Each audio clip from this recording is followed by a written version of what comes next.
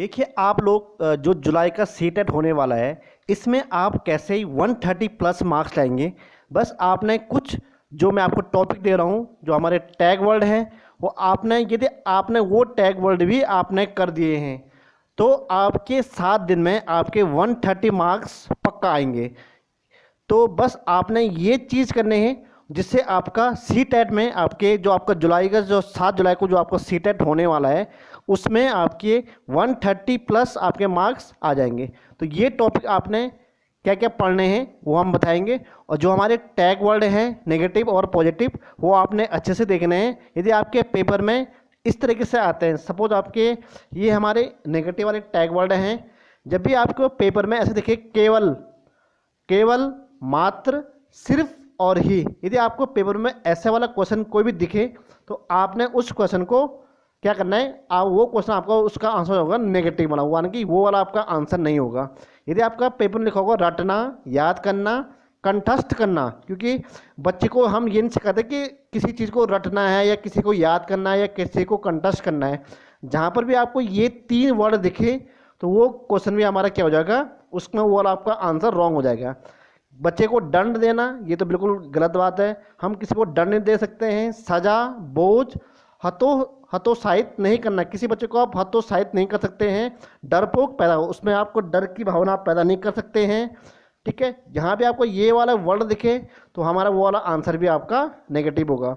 पुस्तक केंद्रित नहीं होना चाहिए आपको, पुस्तक और शिक्षक केंद्रित। तो ये सिर्फ आपका कौन सा हो गया आपका, क्योंकि ये बच्चों के लिए है तो यहाँ पर आपका बाल केंद्रित होना चाहिए।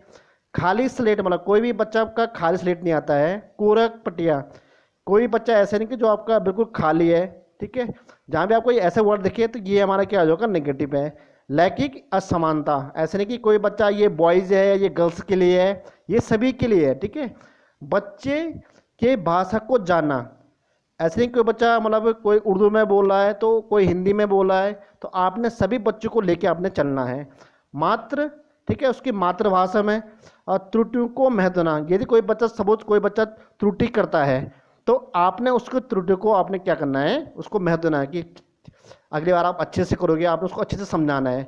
निष्क्रिय हो गया, रोजगार, व्यावसायिक और नौकरी के पर बल आपने इन पर बल नहीं देना है कि नहीं आपने नौकरी करनी है तो आप इसीलिए आप पढ़ोगे। ठीक है, बच्चे कुछ भी कर सकते हैं। और सीमित, बच्चों का ज्ञान सीमित नहीं हो सकता है, बच्चे का ज्ञान असीमित हो सकता है। ठीक है, बच्चे हर क्षेत्र में आपके आगे बढ़ सकते हैं।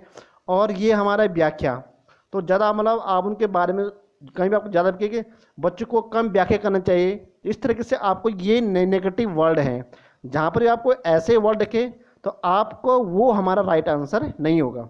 अब हमारा दूसरा वाला कौन सा है, अब आपका है पॉजिटिव।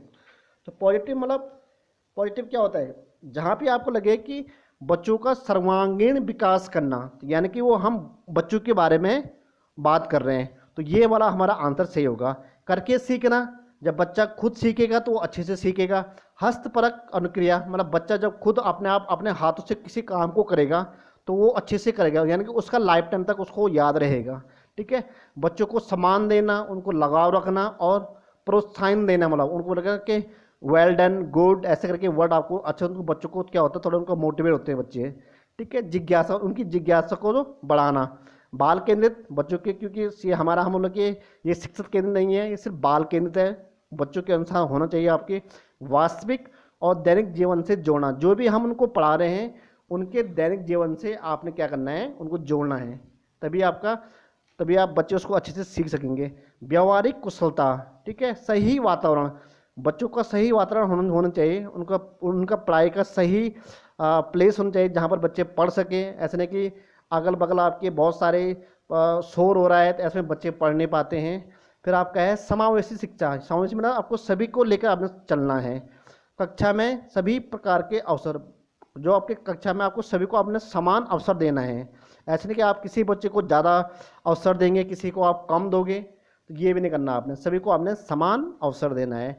दृश्य और श्रव्य सामग्री का आपने प्रयोग करना है, जहाँ आपका दृश्य है और जहाँ पर हम बोल सके और देख सके तो उसमें आपको बच्चों को अब जल्दी आप बच्चे उस चीज़ को सीख लेते हैं। ठीक है, संसाधन, आपको संसाधन आपके सारे होने चाहिए। ठीक है, कहाँ पर आपका कोई प्लेइंग ग्राउंड है, कई बच्चे को क्या पता, कहीं पर आपको ग्राउंड में ले जाना पड़ सकता है, वहाँ पर आपके सारे इंस्ट्रूमेंट है कि नहीं है, तो इसलिए हमें संसाधन। विभिन्न संदर्भ में भाषा का प्रयोग, तो जो भी आपका, यदि आपका भाषा का प्रयोग हो तो आपको उसको विभिन्न संदर्भ में आपको उनको भाषा का प्रयोग आना चाहिए। विभिन्न, विविध और गतिविधियाँ, उनको बहुत सारे विभिन्न उनकी गतिविधियाँ उनको करा के सीखना। तो ये तो हमारे हो गए सारे पॉजिटिव वर्ड। जहाँ भी आपको ये वाला आपको ऐसे वर्ड दिखे तो वो वाला हमारा ऑप्शन क्या होगा, सही होगा। अब बच्चों आपने क्या करना है, यदि आपने अभी तक आपने कुछ भी नहीं पढ़ा है तो ये कुछ टॉपिक है, यदि आपने ये टॉपिक कर दिए हैं, ठीक है, तो आपके 130 मार्क्स आपके कहीं नहीं गए हैं। तो सबसे पहले देखो आपका पैडागोजी, पैडागोजी हमारा कितना होता है, पूरे आपके 60 मार्क्स का आता है। 30 मार्क्स तो आपका पैडागोजी आता ही आता है, फिर ये आपका हिंदी में आता है, फिर मैथ्स में आता है, इंग्लिश में आता है, इस तरह से हमारे 60 मार्क्स का पैडागोजी आता है। तो इसको यदि आप पैडागोजी आप अच्छे से कर लोगे तो आपके अच्छे मार्क्स आने के बहुत से चांस है। फिर आपने क्या करना है, NCF 2005, आपने NCF पढ़ना है 2005, आपने RTI पढ़ना है। फिर आपका PYQ, आपने प्रीवियस ईयर के जो आपके क्वेश्चन पेपर है 5 साल तक आपने मतलब मिनिमम आपने 5 साल तक अपने प्रीवियस ईयर लगाना है। फिर आपने NCERT सारी बुक पढ़नी है, ठीक है। फिर अब देखो ये मेन टॉपिक हमारे ये वाले हैं, जीन पियाजे हैं, कोहल वर्ग है, वाइसगोत्स्की है, थॉर्नडाइक है और चॉम्स्की है। ये आपने सारे इंपॉर्टेंट है, इनमें से आपका हर साल 2-2 क्वेश्चन आपके आते रहते हैं। फिर हमारा आता है निदानात्मक और उपचारात्मक शिक्षण, ये सारे आपके टॉपिक हैं। बुद्धि के बारे में पढ़ना आपने, अधिगम विकास, भाषा कौशल और भाषा अधिगम और भाषा अर्जन, शिक्षण विधियाँ, कितनी शिक्षण विधियाँ हैं। और ज्योमेट्री में देखो मैथ्स में आपने geometry, place value, face value, time, ये आपकी हिले थ्योरी है। और गद्यांश पद्यांश, तो देखो गद्यांश पद्यांश यहाँ पर आपके 30 मार्क्स के आते हैं, ठीक है। 30 आपके गद्यांश में आते हैं, 30 आपके पद्यांश में आते हैं।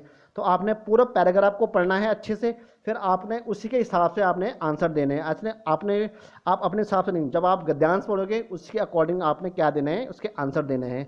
तो थैंक यू सो मच, आप अच्छे से मार्क्स ला सकते हो। तो थैंक यू सो मच।